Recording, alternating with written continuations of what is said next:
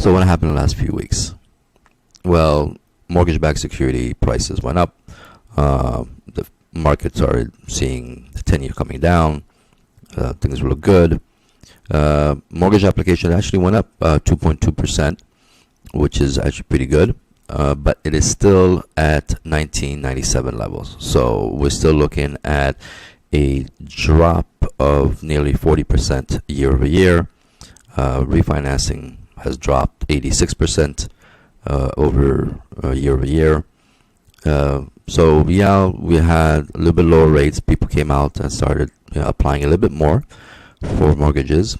People went out and bought a little bit more houses, but still the numbers are not looking good.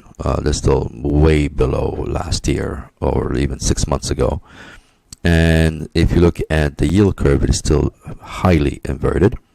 And we are looking at one of the biggest inversion between the 10-year and the 3-month, and also the 10-year and the 1-year. We've never seen that kind of inversion and see that larger spread drop and not have a recession. It just doesn't happen. So inventory, what's going on? Still not looking great. New construction, this keeps on building. We have a little over 1.4 million homes under construction, and that is not looking good. Months of supply for new construction is above 9 months. Historically, when we see 9 months, we see a recession. It's not good. And if you look at the inventory that's still pending, it's a lot of it is new construction, and there's no movement, and that's a big problem. So they're going to keep on dropping prices in order to sell that inventory and try to finish up all these projects. And you'll see new homes hitting the market for months and months and months and months with lower and lower prices as builders get into trouble because they have to continuously tap the equity markets, actually the bond market, in order to get money for those buildings and recycle their debts and rolling it over at higher rates. And then if you look at existing homes, well, we're looking at 14.3 weeks of supply, so like about 3.5 months. That's growing. We went from like 0.6 to 3.5 months. That's if you look at the graph at the bottom, the black line is 2022. So we crossed over 2020 and we crossed over 2021 in inventory. We just shot up. Now we're looking at the blue line, which is 2019, and we're going to be hitting 2019 levels very, very soon. And that inventory is going to keep on growing because sales are slowing down. Even if you have less new listings, doesn't matter. If homes take longer to sell and they don't sell, there's going to be a lot more inventory. On a national level, pending sales, well, we just cratered. We just passed the top right and graph. You'll see the orange lines, that's 2021, and the red line is 2020. Yeah, we just crossed over those two. Now we crossed over 2019 in sales. So we went from 6.12 million homes sold per year now to way below 5. We're in the 4s, 4.8 to 4.4 million on an annualized rate.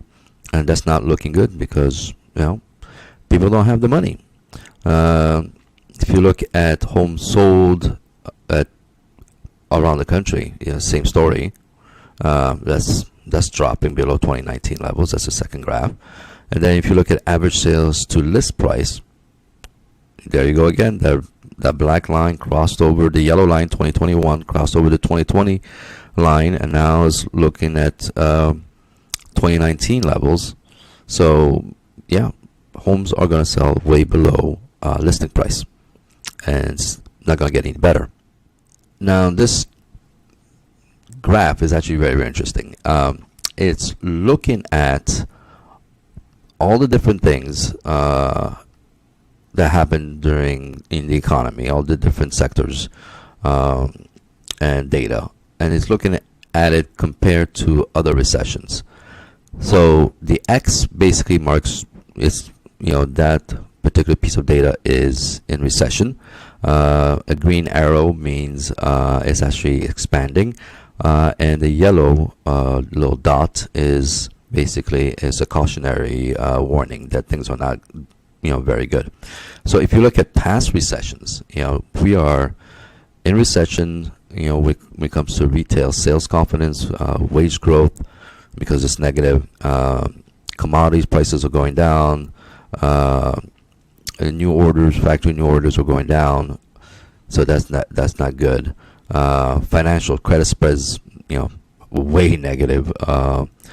Money supply is falling. Yield curve is inverted.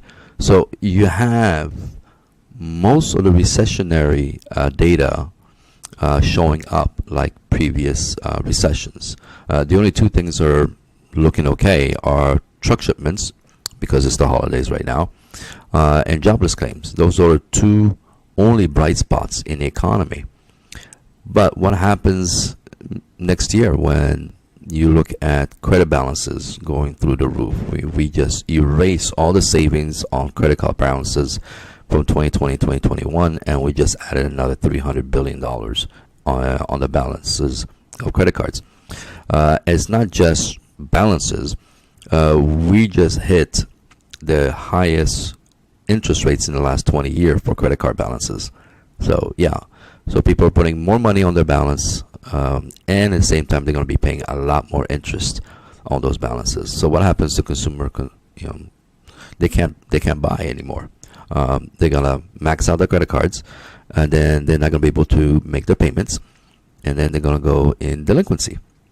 So if you're looking at this data, it's screaming recession, and it's a recession that'll be coming in 2023, and it usually happens during the early part of the year as consumers go out in the last part of the year, of the previous year, and they spend everything they got, Christmas, Thanksgiving, New Year, the whole holidays.